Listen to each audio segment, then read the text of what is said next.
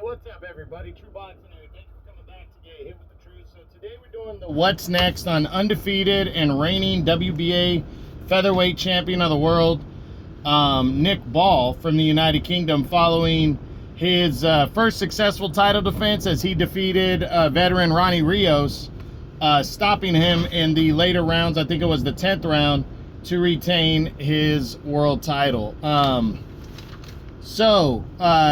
As he retained his WBA world title. Now, before we get into that, if you could smash the like button, leave a comment, or subscribe to the channel, I really do appreciate any and all support that I can get as I continue to build my channel here. So, there's been no immediate opponent that he's going to fight for sure that has been talked about following the victory over Ronny Rios. It happened just a couple weeks ago. I think it was October 4th when he beat Ronny Rios, or October 5th, in that area. And, as I said, it's, they have not confirmed anything. So right now, it's just unclear if Ball is in mandatory mode or in optional mode. I would think he could probably get away with mandatory mode. Optional mode for a couple of reasons. He'd probably fight whoever he wants for a couple of reasons. First, Stephen Fulton, who's the #1 contender, is going to fight WBC champion Brandon Figueroa in a rematch. That takes place on the Tank Davis undercard. So he's basically given up his mandatory WBA title shot to fight for the WBC title against Figueroa. The next available contender is Bruce Carrington, who was the #1 contender. Didn't look good in his last fight against Sagawa. He looked okay. He ended up winning a close decision. I think the WBA might enforce him to earn that mandatory shot by beating another top guy. There's Mirko Coelho and Odebek Kolmatov at 3 and 4 that could potentially fight Shushu Carrington, and the winner would be the mandatory. But while that's happening, that leaves him open to defending a title, Nick Ball. The other option that I think that the WBA might not enforce the mandatory next on Ball is because the mandatory just happened back in March. So it's been less than a year, and some of these governing bodies don't really enforce them unless it's a big money fight. They don't enforce the mandatory until it's been like a year, like 365 days. So I'm thinking that Ball might be granted the opportunity to make an optional defense of his belt. So let's run through and take a look at his options and see what could be coming up next for Nick Ball. And we start with the newly crowned IBF champion Angelo Leo. And if there's a bigger option, then I don't know what it is for Ball next that's available. Angelo Leo upset and captured the IBF title with a dominating knockout victory over Luis Alberto Lopez to become the new champion. The only thing that I think could stop this fight from happening next is if the IBF enforces Leo to make a mandatory against Tomoki Kameda, who's his #1 ranked contender.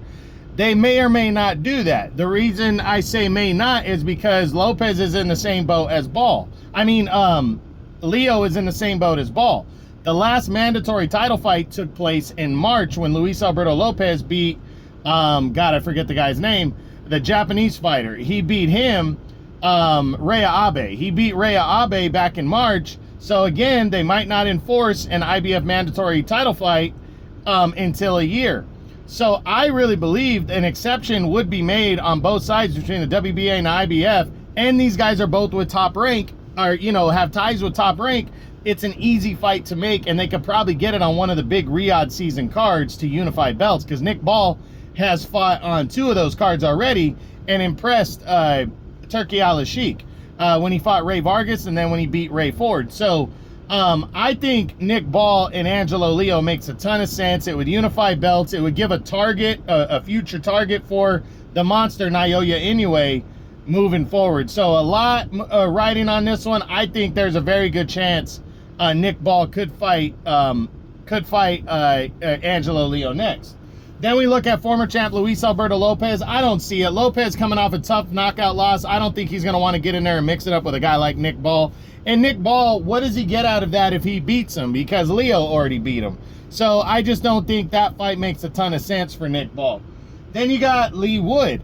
I would say this fight is possible if Lee Wood hadn't already made it clear that he's moving up to fight for, moving up to 130 and competing there. He's already made that decision, so I don't think this one's possible.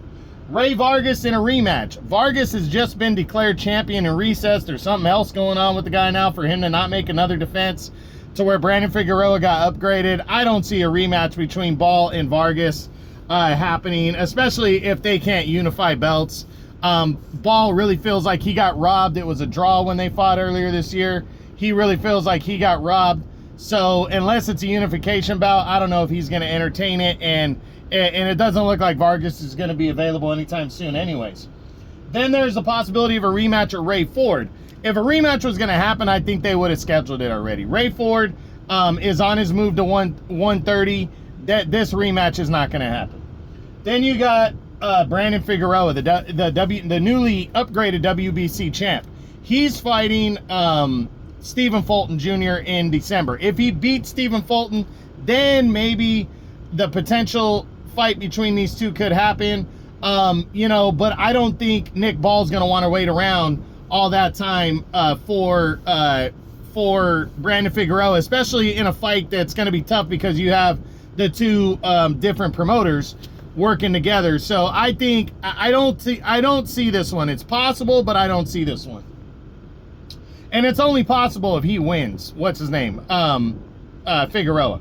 Then you got Josh Warrington, the former two-time champion. He made his move to 130, came up short against Anthony Kakachi. I'm not sure he could even make 126 anymore. If he could, would he want to come back down and fight Ball coming off of 3 straight losses? I don't see it. I'm going to say no. Then Rafael Espinosa, the undefeated WBO champion. He's rematching Robeisy Ramirez in December. This is an easy fight to make, but it's also kind of a bad matchup. So I really think if they're going to unify, it's going to be late it's going to be later on next year. Even though the promoters can really get along because Nick Ball's with Frank Warren and Rafael Espinosa's with Top Rank now. And those two, they're like sister companies. They work together. But I think it's a unification for next year if they're both still champions. I think it makes more sense for Ball to go after Angelo Leo time-wise. He wouldn't have to wait as long. And it's a better matchup for him style-wise. And again, Espinosa's fighting Ramirez next in a rematch in December. Then you got Robeisy Ramirez, who, as I said, is fighting Espinosa next in a rematch. If he wins, same situation. It's a more difficult matchup for Nick Ball, but it's an easy fight to make promotion-wise. So I think the two sides would come together for a potential unification next year if Ball has already beaten Angelo Leo and Robeisy Ramirez is the champion again. But I don't see it happening next. Then there's Joet Gonzalez, the veteran. If all else fails and Nick Ball has nothing, can't make a big fight next, I think Joet Gonzalez makes a ton of sense. It's a banger of a fight. He's a former world title challenger. I'm personally going to say no to this one because I think Nick Ball, it's either mandatory or he fights a big name like a unification bout. I think Joet Gonzalez is kind of beneath that right now in terms of what Nick Ball is going for. But I'm not going to completely rule it out because it's an easy fight to make and it's a good style clash. Mauricio Lara's at 130. Ruben Villa lost to Sagawa, so he's not in the mix. Again, Shushu Carrington could be ordered to fight Nick Ball next in a mandatory fight. I don't think Shushu's ready for that, but we'll see what goes down. Arnold K. Guy, no longer number 1 in the WBO. I don't see that. Stephen Fulton Jr. is moving on to fight for the WBC title, and that's pretty much it right there in terms of possibilities. So for me, I really do believe for Nick Ball, it's a couple options. Either he's going to get ordered to make a mandatory defense against Bruce Carrington now, since Stephen Fulton's moving on for the WBC belt, or he's going to be allowed to compete in a unification bout with Angelo Leo. I really think those are the two most likely options because there's not really anybody else that makes sense right now. But as a third potential option, I'm throwing out Joet Gonzalez in the mix right there, and we just got to see how it shakes out. But that's it. That's what I got. That's my what's next on reigning and undefeated WBA Featherweight Champion of the World, Nick Ball, following his impressive 10th round TKO victory over former two-time world title challenger Ronny Rios when they competed on October 5th. I hope you enjoyed the video. If you did, smash the like button, leave a comment, or subscribe to the channel. I appreciate any and all support. This is True Boxing, and you've been hit with the truth.